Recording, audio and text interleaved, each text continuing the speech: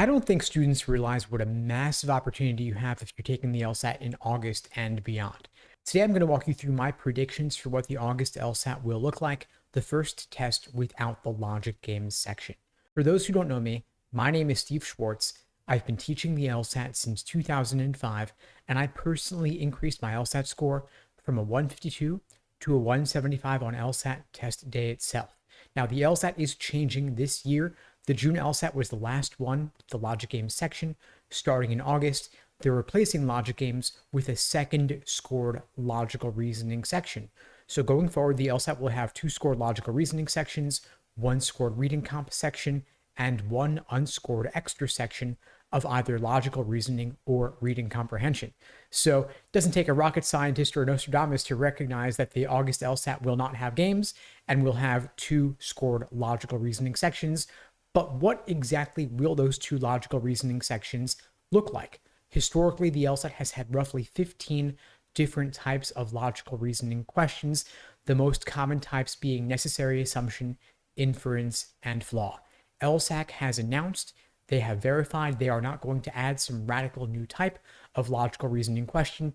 LSAC, first and foremost, aims for consistency on the LSAT. And in fact, they were so big on consistency that they refused to grant accommodations to blind test takers who contended they were at an unfair disadvantage because they couldn't benefit from diagramming logic games the way other test takers could. They sued LSAC, and LSAC ultimately had to settle the lawsuit and agreed to develop a new version of the test without the logic games section, which is why we're not seeing logic games on the test going forward.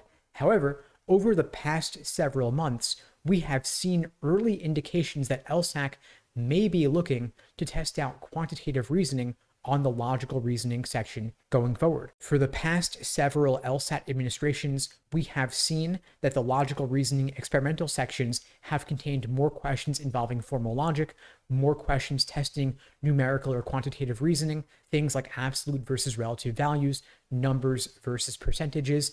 And so this may be an early indication that starting with the August LSAT, we will see more logical reasoning questions of this type. To be clear, this is not some radical new question type. The LSAT will continue to have strengthen, weaken, flaw, parallel, necessary assumption, sufficient assumption, and so on. But when it comes to the methods of reasoning in the stimulus, we may see more questions involving formal logic where diagramming might be helpful, more questions where an understanding of numerical reasoning may be helpful. Again, we've seen this all before on previous LSATs, but we may see a bit more of these questions going forward.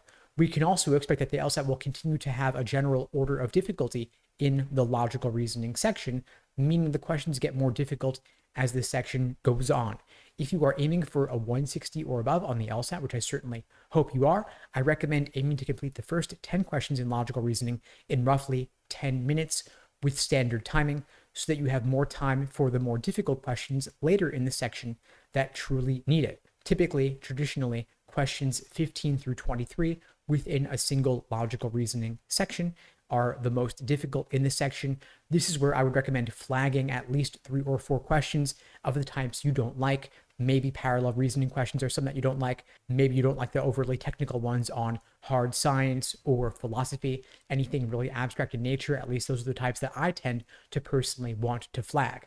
Now, in reading comprehension, we will continue to have 4 different passage sets, 3 long passages, then 2 shorter passages on a related topic, oftentimes called the dual or comparative passages, and the topics will include natural science, social science, humanities, and law. You will also typically have 1 of the 4 on underrepresented minorities or women. So given these predictions, what should you do going forward for your prep, whether you're taking the LSAT in August, September, October, or beyond? Of course, I would recommend devoting at least 2/3 of your LSAT prep time to logical reasoning on average, since it'll be roughly 2/3 of the exam going forward. And I would recommend making sure that you are clear on the most common logical reasoning question types. Again, necessary assumption, inference, and flaw.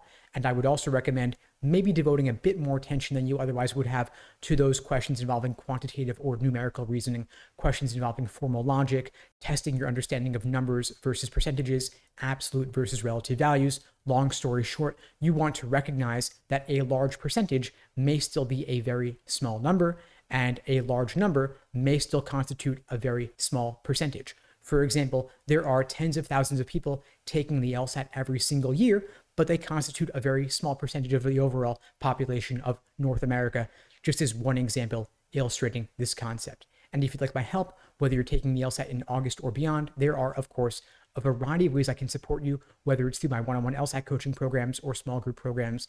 You can check out the links below to find out more and to book a call with me and my team. We'd be glad to help you out. And in the meantime, I'll wish you all the best and take care.